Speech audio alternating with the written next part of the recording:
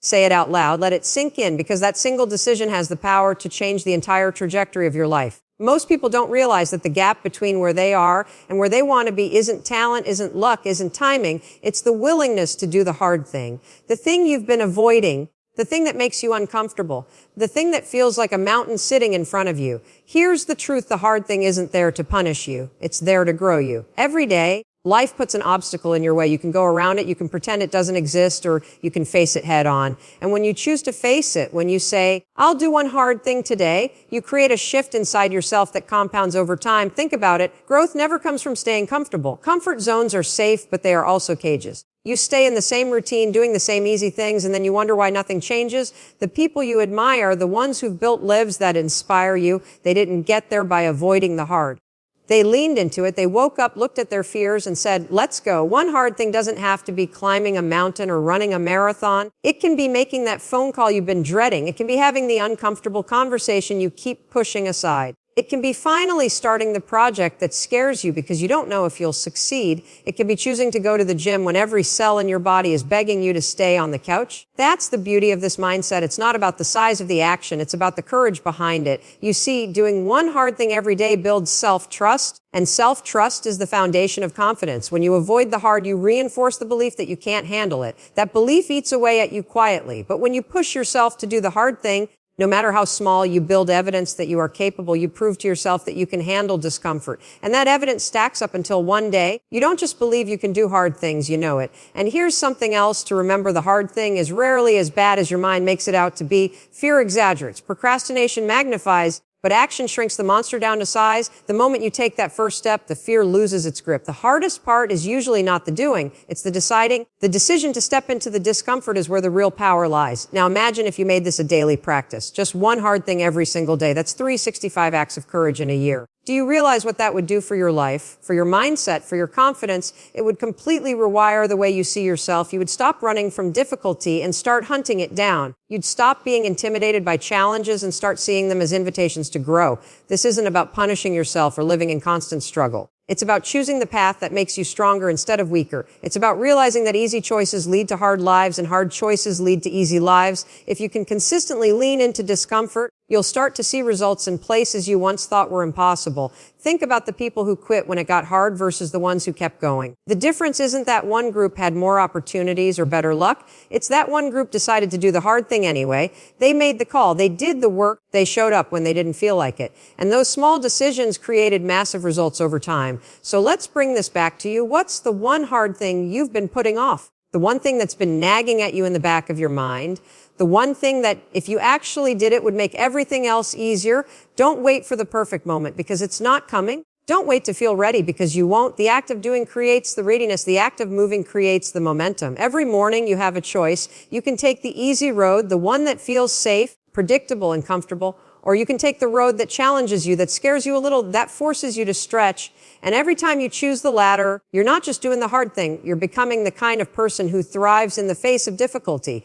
And here's the final piece: happiness, fulfillment, and success are all side effects of courage. You don't find them by chasing them directly. You find them by doing the work, facing the fears, taking the steps that most people won't. The joy comes after the effort. The confidence comes after the discomfort. The growth comes after the hard thing. So when you wake up tomorrow, don't get overwhelmed by the entire to-do list. Don't get stuck in the trap of perfection. Just ask yourself one simple question: what's the one hard thing I can do today? And then do it. Because if you stack enough of those moments together, you won't even recognize the person you've become. Your habits shape your mood. Read that again, because it's not just a catchy phrase, it's the raw truth about how your life feels every single day. Most people walk around thinking their mood is random, that it's controlled by circumstances, by other people, by whatever happens to them. They wake up, check their phone, see a message they don't like, and boom, the whole day is ruined. But your mood isn't determined by what happens to you. Your mood is determined by what you repeatedly do, by the choices you make every single day, by the habits you've allowed to run your life on autopilot. Think about the mornings you've started your day rushing, hitting snooze 5 times, scrolling social media, skipping breakfast, running late. How do you feel anxious, irritated, behind before you even begin? That's not coincidence. That's habit. Now compare it to the mornings when you've taken 10 minutes to breathe, moved your body, written down what you're grateful for, or even just sat in silence before the world comes at you. Suddenly,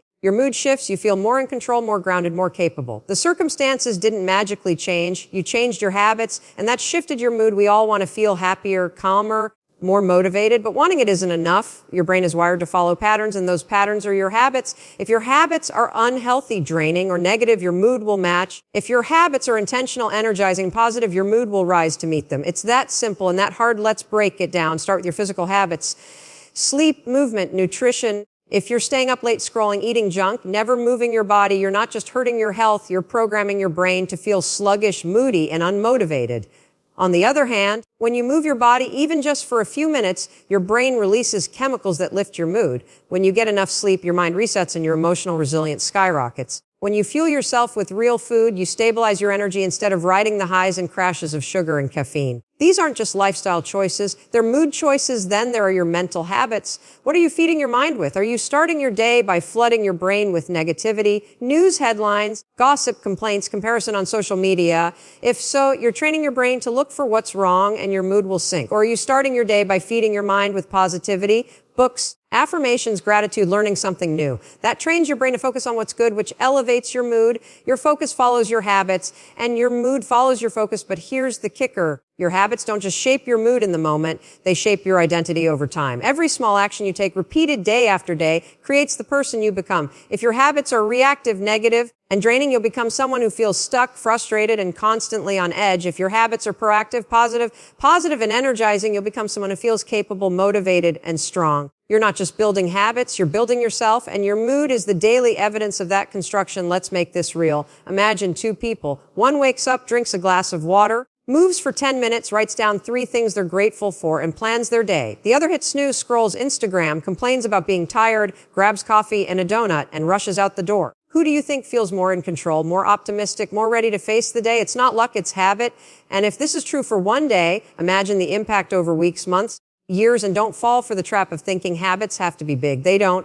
Your mood is shaped by small, consistent choices. Taking a 5-minute walk, writing 1 line in a journal, listening to 1 positive podcast, drinking water instead of soda, smiling when you don't feel like it. These small actions might not feel powerful in the moment, but they stack up. They rewire your brain. They build momentum, and that momentum creates a shift in how you feel every single day. Here's the other truth: bad habits are easy. That's why most people live in moods they hate. Complaining is easy. Scrolling is easy, staying up too late is easy, but easy habits make hard lives. The harder path, the discipline to create better habits, actually makes your life easier. You can't control every circumstance, but you can control your routines. You can't control every person, but you can control what you do when you wake up, what you focus on, how you take care of yourself. And when you control your habits, you control your mood. So if you've been feeling stuck, unhappy, or unmotivated, stop waiting for your circumstances to change. Start changing your habits. Ask yourself, what's one small action I can take today that will lift my mood? Maybe it's going for a walk. Maybe it's writing down 1 thing you're grateful for. Maybe it's shutting your phone off an hour before bed. Don't underestimate these small shifts, because over time they create massive change. Your mood is not an accident. It's the product of your repeated actions. It's the echo of your daily choices. And every day, you get to decide whether your habits drag you down or lift you up. Every day, you write the story of how you'll feel, and the pen is in your hands through the routines you choose to keep. Gratitude rewires your brain. That's not just motivational talk, it's science. The way you think, the way you process your experiences, the way you interpret life is not fixed. Your brain is constantly adapting, constantly changing, and gratitude is one of the most powerful tools you have to influence that change. Most people believe happiness comes first and gratitude follows. They think, when I get the job, I'll be grateful. When I meet the right person, I'll be grateful. When my life looks the way I want it to, I'll be grateful. But that's backward. Gratitude isn't the result of happiness. It's the foundation of it. Here's why. Your brain has what scientists call a negativity bias. It's wired to notice what's wrong, what's missing, what could be a threat. That's useful for survival, but it's terrible for your mood and your sense of fulfillment. Left unchecked, this bias makes you focus on the problems, the shortcomings, the frustrations, until your entire life feels like a list of what's not working. Gratitude interrupts that cycle. It's like flipping a switch in your brain. When you consciously practice gratitude, you train your mind to look for what's good. You start to notice the blessings you overlooked. You shift your focus from lack to abundance, from fear to possibility, from frustration to peace. And this isn't just theory. Neuroscience shows that regular gratitude practice literally changes your brain's structure. It strengthens the neural pathways associated with positive thinking, making it easier to default to optimism instead of negativity. It boosts dopamine and serotonin, the feel-good chemicals that regulate your mood. It lowers cortisol, the stress hormone that keeps you in survival mode. Over time, gratitude reshapes the way your brain experiences the world. You start waking up with more hope. You handle setbacks with more resilience. You feel joy in places where you used to feel nothing at all. Think about it in simple terms. Imagine two people stuck in traffic. One is fuming, slamming the steering wheel, complaining about how unfair life is. The other takes the same situation and thinks, I'm grateful I have a car. I'm grateful I have a job to go to. I'm grateful for this moment to listen to music or learn something on a podcast. Which one do you think gets to the end of that commute with a better mood, more energy, more patience? It's not the circumstance, it's the perspective. Gratitude doesn't remove the difficulty, but it changes the way you experience it, and gratitude isn't just for the good moments. In fact, its power shows up the most in the hard times. When life feels heavy, when you're struggling, when you feel like nothing is working out, that's when gratitude becomes your lifeline. It doesn't deny the pain, but it reminds you there's still light in the middle of it. It reminds you that even in loss, there's love. Even in failure, there's growth. Even in struggle, there's strength. Gratitude doesn't erase the challenge, but it equips you to face it without being crushed by it. The beautiful thing about gratitude is that it doesn't require anything outside of you. You don't need money to practice it. You don't need success or a perfect relationship or a dream life. You just need the willingness to pause and notice. Notice the breath in your lungs. Notice the people who love you. Notice the opportunities you've been given, even if they're small. Notice the lessons life has taught you through pain. Gratitude turns ordinary moments into treasures. It turns routines into blessings. It turns what you already have into more than enough. And here's what most people miss: gratitude as a habit. It's not something you practice once in a while when life feels good. It's something you commit to daily. Write it down, say it out loud, share it with others. The more consistent you are, the more powerful the rewiring becomes. At first, it might feel forced.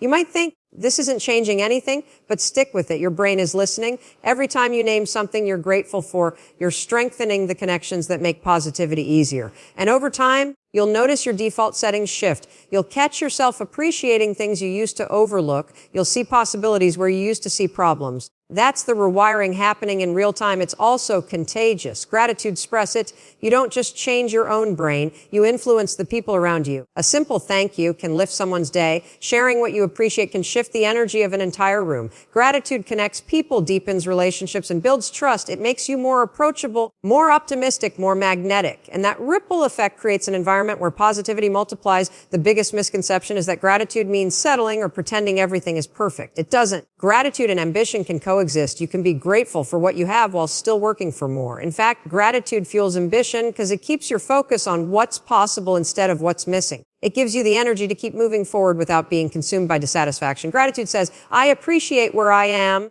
and I'm excited about where I'm going. That combination is unstoppable. So when you hear that gratitude rewires your brain, understand what that really means. It means you have more control over your happiness than you realize. It means you're not at the mercy of circumstances. It means that every day with small intentional practices, you can shift your focus, strengthen your resilience, and elevate your mood. It means that happiness isn't something you wait for. It's something you create one grateful thought at a time. Discomfort is the price of real joy. It sounds backwards, doesn't it? Most people think joy comes from avoiding pain, from staying comfortable, from building a life that's easy and predictable. But the truth is, the things that make you feel alive, the moments that bring you the deepest fulfillment, the kind of joy that sticks with you long after the moment is gone, those things don't come from comfort. They come from stepping into discomfort, from doing the things that scare you, from pushing through the moments when your mind is screaming for you to stop, look back at your own life. Think about the moments when you felt the most proud, the most alive, the most grateful. Was it when you played it safe? Was it when everything went exactly as planned? Or was it when you pushed yourself through something hard? The exam you studied for and passed after weeks of late nights. The first time you spoke up when your voice was shaking. The workout you finished even though your body wanted to quit. The risk you took on a new path even though you had no guarantees. Those weren't comfortable moments, but they were joyful because you grew through them. You proved something to yourself. You discovered strength you didn't know you had. Discomfort is the gap between who you are now and who you want to become. You can't cross that gap by staying in the same routines, thinking the same thoughts, doing only what feels easy. Growth requires stretching, and stretching doesn't feel good in the moment. But every time you choose the discomfort of discipline over the comfort of excuses, you're paying the price for a future filled with joy. Every time you face the fear instead of running from it, you're buying yourself a deeper sense of freedom. Every time you do what's hard instead of what's easy, you're creating joy that lasts longer than the moment. The problem is most people confuse temporary comfort with happiness. They think staying in bed is happiness, when in reality it's just comfort that leads to regret. They think avoiding the tough conversation will make them feel better, but what it really does is create more tension, more distance, more pain later on. They think not trying is easier, but the weight of what if eats at them quietly every single day. Comfort feels good now, but it robs you later. Discomfort feels hard now, but it pays off in the long run with confidence, freedom, and real joy. Take your health as an example. It's uncomfortable to wake up early and exercise. It's uncomfortable to choose water over soda or to say no to junk food when you're craving it. But on the other side of that discomfort is energy, strength, self-respect, and the joy of knowing you're taking care of yourself. The comfort of skipping the workout or grabbing fast food feels good for 5 minutes. The discomfort of discipline feels good for a lifetime. The same principle applies to every area of your life, relationships, career, personal growth. The discomfort is temporary, but the joy lasts. Think about relationships. Real connection requires vulnerability, and vulnerability is uncomfortable. It means saying what you really feel, admitting when you're wrong, apologizing when it would be easier to stay silent. But when you lean into that discomfort, you create intimacy, trust, and love, the very things that bring joy to your life. If you avoid the discomfort, you stay surface level safe but unfulfilled. The joy comes only when you're willing to risk the discomfort of being seen, and known discomfort is also the path to purpose. The things that matter most to you, the dream you have, the vision for your life, the impact you want to make, those things will require you to do what's uncomfortable. Speaking on stage, starting the business, writing the book, taking the risk, making the sacrifice.